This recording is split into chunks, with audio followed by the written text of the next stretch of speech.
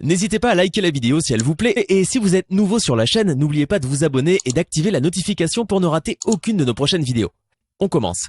Mungu Kinshasa, Mungu wa Kinshasa na yili susu eyindi wana Kinshasa eyindi bande kona ngai ba Congolais mesdames et messieurs bande ko tout botala biso na kati ya kin ya bana kin. Merci de vous abonner. Bon s'abonner lisusu massivement pour plus d'informations. Le net peu clair. Affaire à Peniel Mike Kalambai eza grave les susu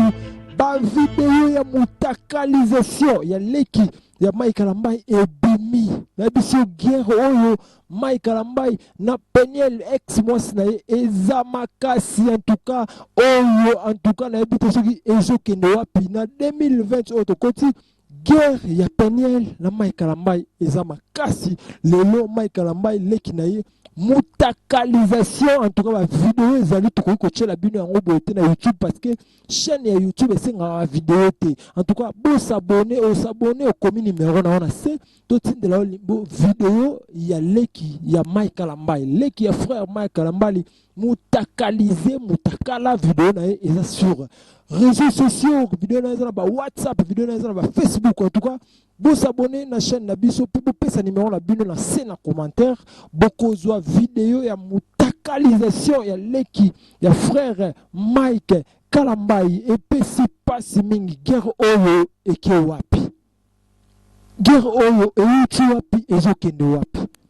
En tout cas toza na vidéo ebele ya Yvette Kalombo toza na vidéo ya petit frère ya Mike Kalambai oyo atelemaki afingaki Peniel par rapport à ba propos na ye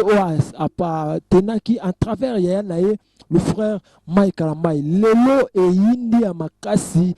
internet eza koyinda internet kuna système ya mutakalisation somo ezopesa somo pe ezobangisa ndenge bozomona bekomi na ba niveau boye ezalaki ya libala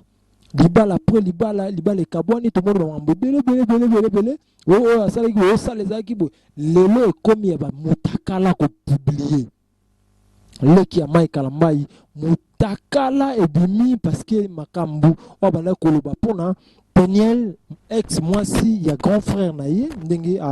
alekaki alobi ye mpe kuna aleki alobi dans réseaux sociaux eza kofingana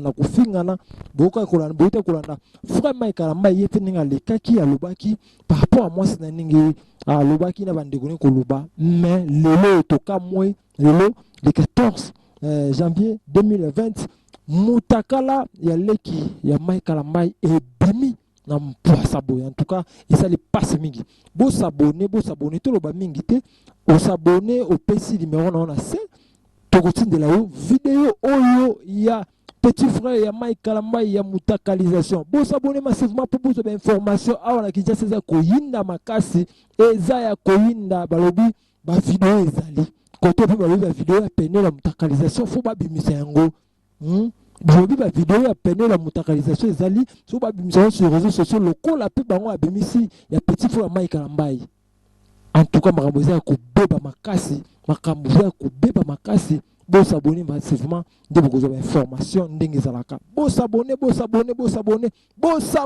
ebele po bozwa information na chaîne na bino kin ya bana kin. Merci beaucoup ndenge boyaki bele kolanda biso topesi bino mbote. Merci beaucoup bosabone massivement kaka pembeni ya bosabone click okomi ba bosabone bozwa information na source. Merci beaucoup.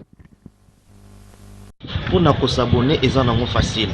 beto ke bakaka kadiboku yaye ngai dobika place ba mesonika abonner s'abonner ba fanatique papa maswako batu balingaka ngai bokende ku s'abonner utale chaîne moko ba mesonika kubima wana ukeka kote ya coin wana ngai tala pala simoshi ba mesonika s'abonner ngeme bakadiboku yaye ngeme dobika place mara moko komi s'abonner yaka tala eloko moko bima kalukula ngunga katoliki o dobiki lisusu wana